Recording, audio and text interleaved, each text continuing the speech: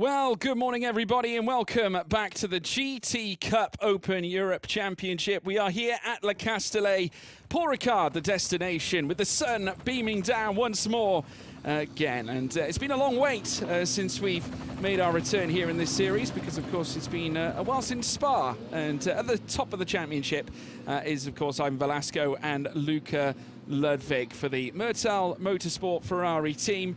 Of course, Ivan Velasco, reigning GT Cup Open Europe champion, coming off the back of a round at Spa, but they would go on to take victory in race 1, following suit from Hockenheim race 2 success the round prior. But there is only one solitary point in this championship fight, and they're being met by one young driver, Saudi F4 champion Federico Rafi, and his colleague Matteo Lovisi, who would win last time out at Spa.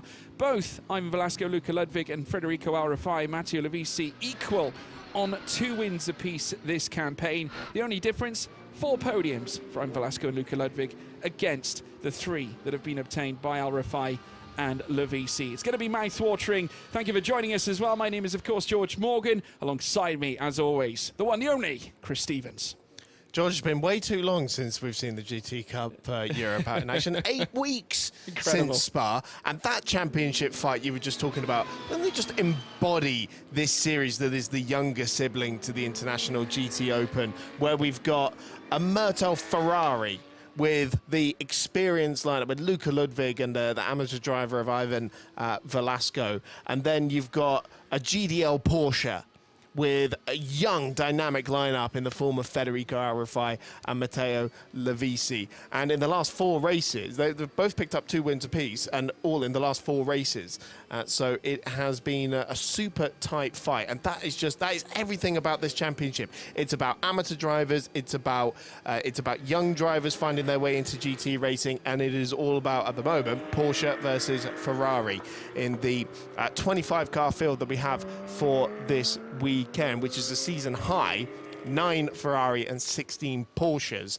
And we've welcomed back a few familiar names. We've finally got with us the street art racing Ferrari that was due to be with us at the start of the season, but was, let's say, damaged in testing, in pre-season testing, and they are finally here with a car, not in the flamboyant and beautiful dress liveries that we're used to seeing with street art cars. Of course, we would have seen them in this championship a couple of years ago, and in the GT Open with their Aston Martin as well, running some fantastic liveries on their car. But we just saw it in the back of shot there going down the Mistral. It's all yellow at the moment, so it's not quite ready. And actually, it's a bit of a Frankenstein Ferrari, a bit of a Franken Ferrari, because some of the bodywork on it isn't actually the Evo spec. It's the original 488 Challenge car, because they haven't got all the bits yet. Underneath, it's all Evo, but some of the bodywork is a bit old. Well, speaking about cars needing bits, the same can be said for Lorenzo Innocenti, and of course Andrea Bellici, who was actually due to be with us this weekend, is not in fact with us. Instead, Nicolo Schiro is stepping in his stead. Was obviously part of free practice with Lorenzo Innocenti, but they had to recover bits onto the car after a pretty tricky free practice time on Thursday. Yeah, not for the first time this season, unfortunately. And of course, Andrea Bellici, when he had the crash in Hockenheim, Lorenzo Innocenti then ended up crashing the car within the first 15 seconds of Q1 as well. And moving a little slowly down the front straight. This is the Franken Ferrari that I was talking about earlier, the street art Aston. Now I'm gonna do this all season long, because we said it so much last year. Well, the street art Ferrari with some of the old 488 Challenge bits on it, but we do have Pascal Bachmann in the car at the moment. Jahid Faisal Karim partnering him in that car, and so they've really got a bit of a steep learning curve to do with this car, especially after years of running Aston Martin machinery because last time they were here, it was with the GT4 Aston Martin. Yeah, you generally associate the Street Art team with Aston Martins. It's quite unusual to see them with a Ferrari car, but nonetheless, great to have them here this weekend, and in the familiar number of 007 as well, which generally, again, you'd associate with an Aston Martin. But yeah, incredible. As we now watch the cars barrel their way down towards Turn 1 once again. At the top of the timing sheets for now, obviously we're getting some representative times through just to get the session underway. Davide Scanaccio, who we're currently seeing just in behind a shot, he is, of course,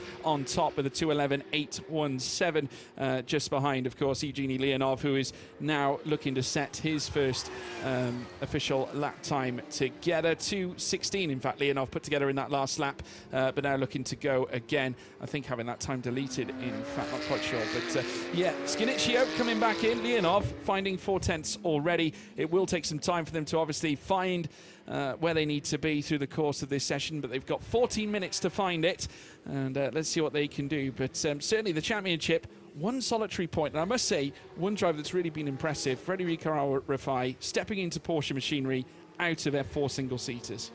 Yeah, he's made the jump very early on, hasn't it? We see drivers kind of refuse to accept that Formula One might not be, you know, something that they can achieve. But Federico Rafi making the jump very early on into the world of GT racing, and I think he's found out very early on that yes, this is a wonderful home for drivers. Not only because there are way more seats available, but it's also significantly easier to maintain a career than in single-seater racing, I find. But he's made the jump, and obviously very happy with that decision. Second in the championship at the moment. Had probably one of the best moves in Hockenheim as well for the lead. Well, what ended up being the lead of the race as well. We didn't know it at the time, but yeah, out of the final corner there in Hockenheim, and yeah, looking forward to seeing what he can do again in this weekend's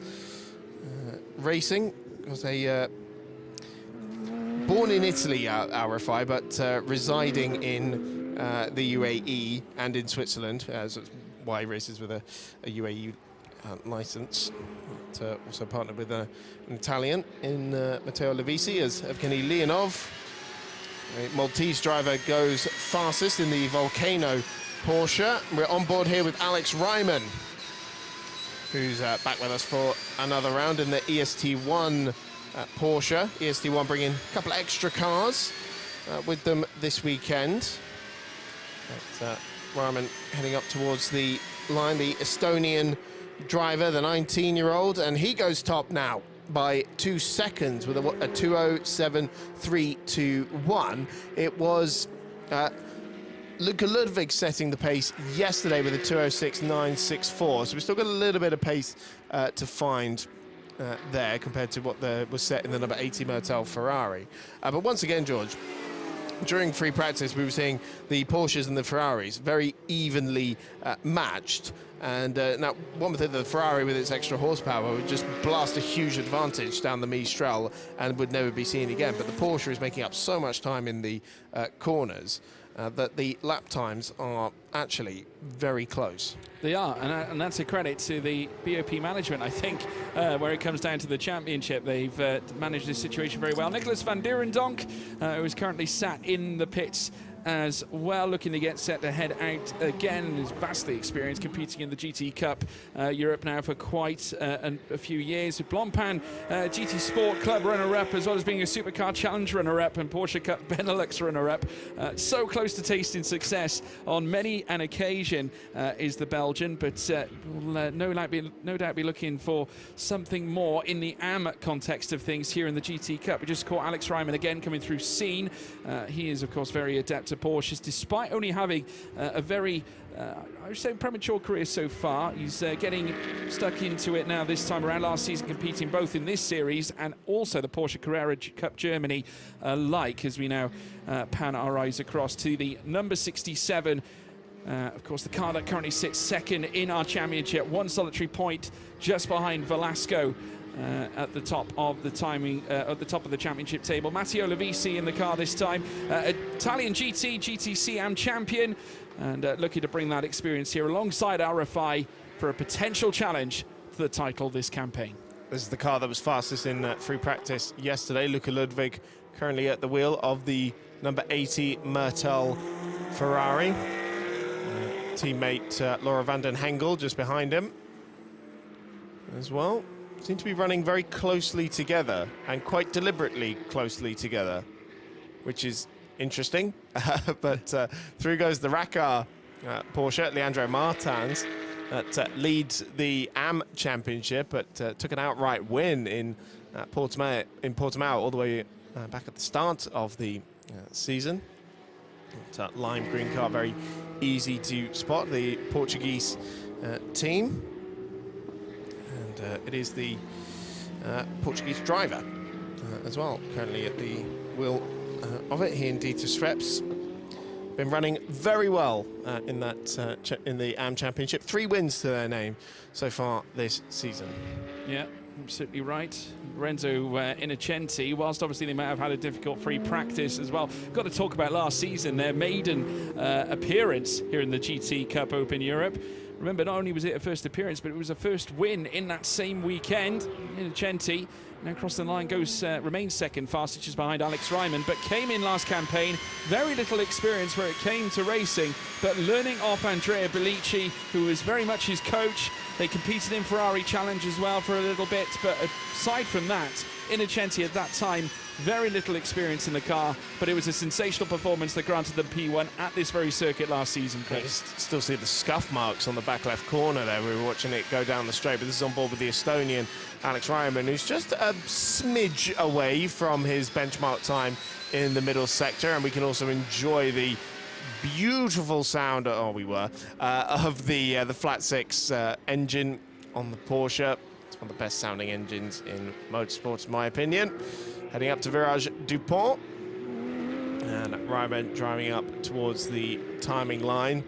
And let's see if he can lower the benchmark on that 207.321 as he gets across the line. He can't quite improve. It was a purple in the first and final sector, but didn't improve in the end, so lost too much time in the middle sector there.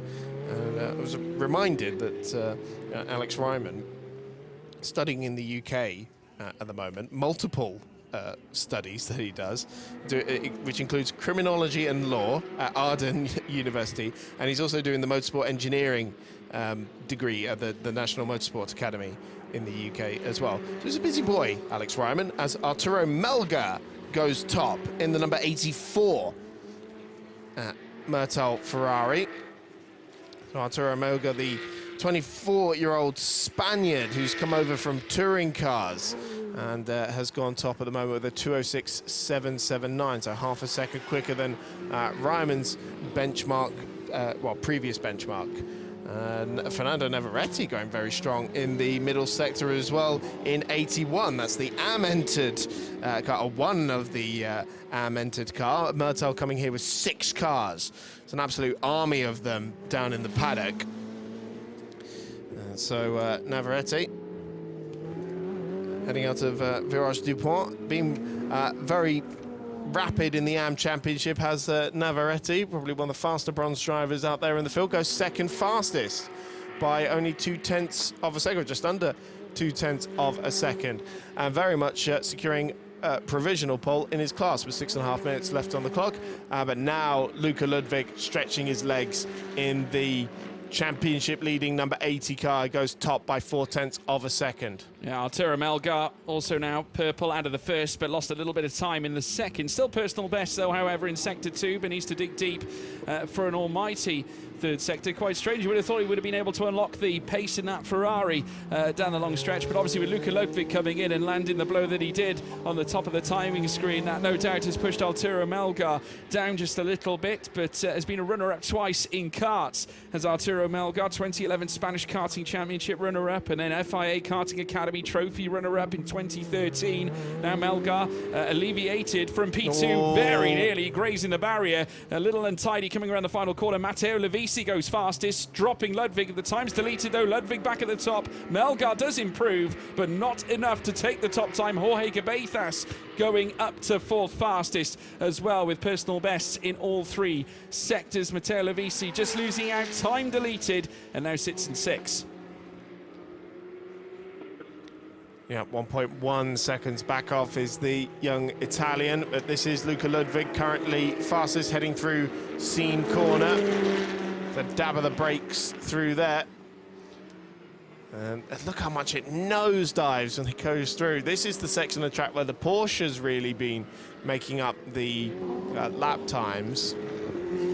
And whoa, that was a rough ride over the curves there, and had to round up his teammate as well, which I think that was the 81, wasn't it? With Fernando Navarrete.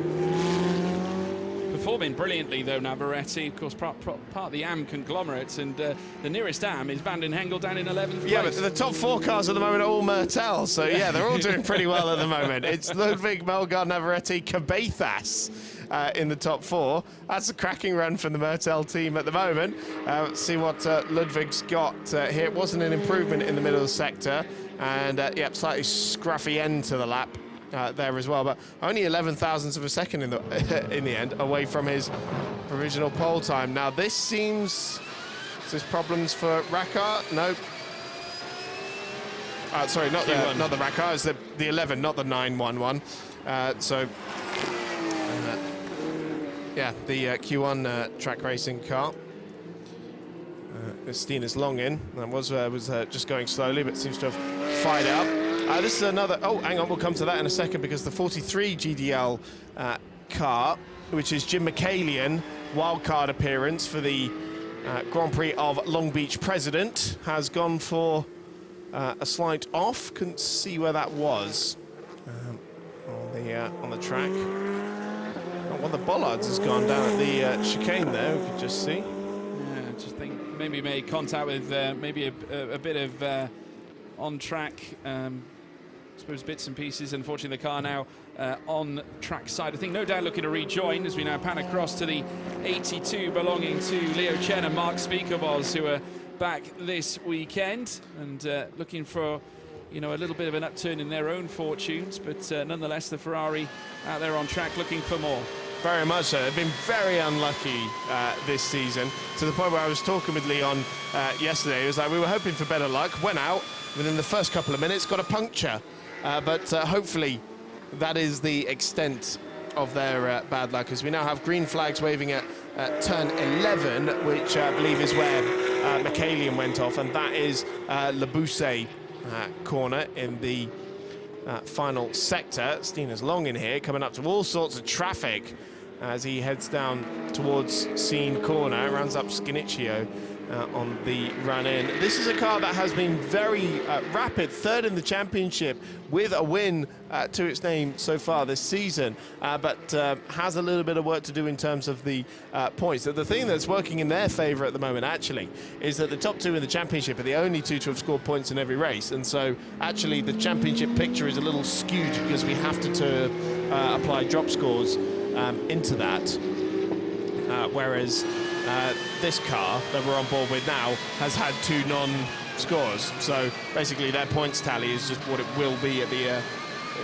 is the same as what we'll see at the end of the season. We won't have to take anything off of it. They were brilliant back at Spa-Francorchamps. I know Stina's long in put in an almighty stint on his run, and a brilliant driver as well. 24 Hours as Zolder winner, and GT2 European Series Pro-Am champion, crosses the line again. 7th fastest is where he stays. Personal improvements in the latter 2 sectors. First sector wasn't necessarily an improvement though, however. Ludwig still in control. Arturo Melgar with the fastest in the speed trap split, with Jorge Cabezas joining him on that. There's quite a few activities down in the pit lane as well, with car 80 belonging to Luca Ludwig now. Obviously just getting some air into the car. I mean, job done, like you say, 2 minutes 06, 3.60, applying his trade perfectly here at Paul Ricard, and they look good value favourites, I would say, for pole position here with 54 seconds to go. Championship leaders, and by the looks of it, on track pole sitters. And championship rival Matteo Lovisi has got across the line in 3rd position just a few moments ago. So 2nd row start for the GDL Porsche. It's currently a Mertel 1-2, with Lovisi then splitting them and their further Mertel teammates, Fernando Navarrete and Jorge Cabezas. Top Porsche at the moment as well as Lovisi.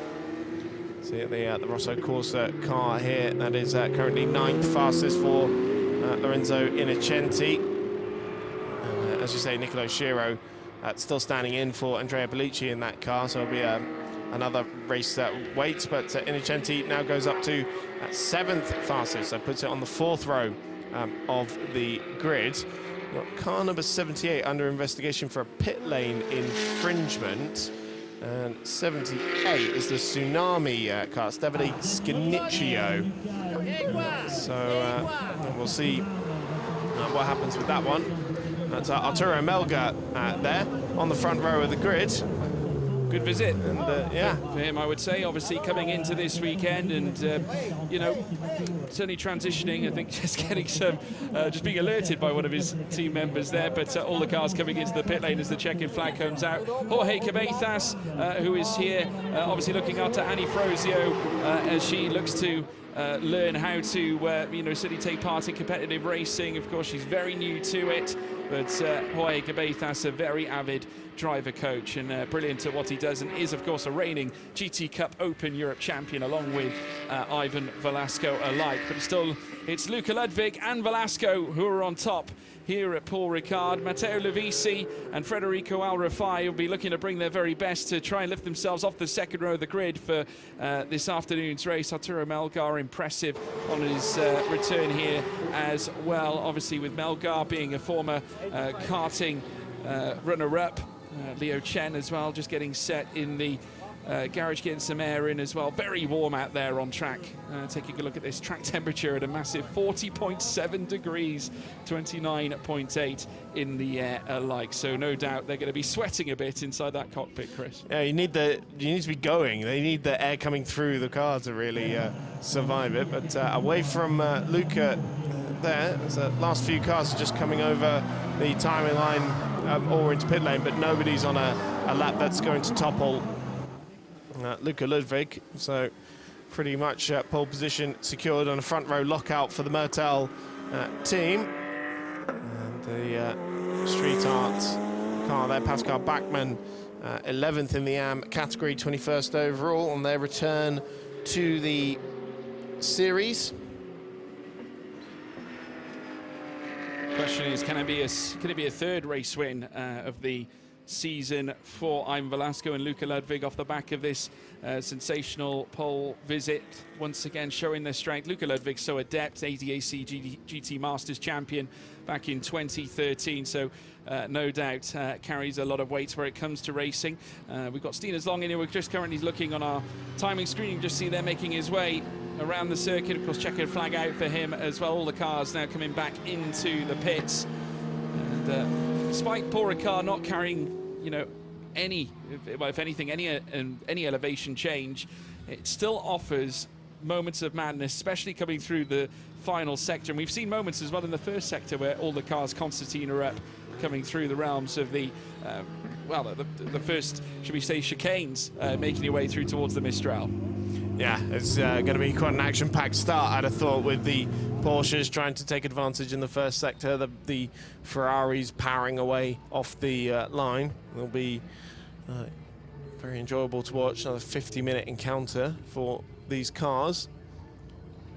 So Fernando Navarrete on pole position in the AM category as well. Quite a healthy advantage. Oh, let's also give a shout. Laura van den Hengel inside the top 10, second in the AM category. That's got to be her best performance yet in qualifying. I think so. Let's take you through the qualifying results. It's Luca Ludwig on pole position along with Ivan Velasco and Mertel Motorsport. Arturo Melgar makes it a Mertel Motorsport front row for the Ferraris. Matteo Lovisi in third place for GDL Racing Porsche. Fernando Navarrete as well in fourth, also for Mertel. Jorge Cabezas in fifth for Mertel. Alex Ryman for EST1 Racing Porsche in sixth. Lorenzo Innocenti in seventh. Stinas Long in eighth place with Xander Prisbalak in ninth. Impressive display from Laura van den Hengel to go 10th fastest here in this session at Paul Ricard. Great effort on her part. Evgeny Leonov 11th fastest with Nicholas van Dierendonk in 12th. Martinius Richter in 13th with Laurent van der Velde in 14th. Florentin Sescu in 15th place. Leandro Martin 16th. Johannes Zelger in 17th with Davide Scanicchio in 18th. Leo Chen in 19th. Philip Wills in 20th place. 21st for Pascal Bachmann Bachmann in the Ferrari this time, as opposed to the Porsche. Javier Ripoll Jr. in 22nd, with Indrek Jaska in 23rd. Stefano Zerbi 24th. Jim Michaelian, after a little moment earlier on, of course, at the tail end of the field, 25th place for him. So that rounds off that qualification session. Obviously, we got more to come later on with racing. A fabulous event. Do join us this afternoon when we go racing.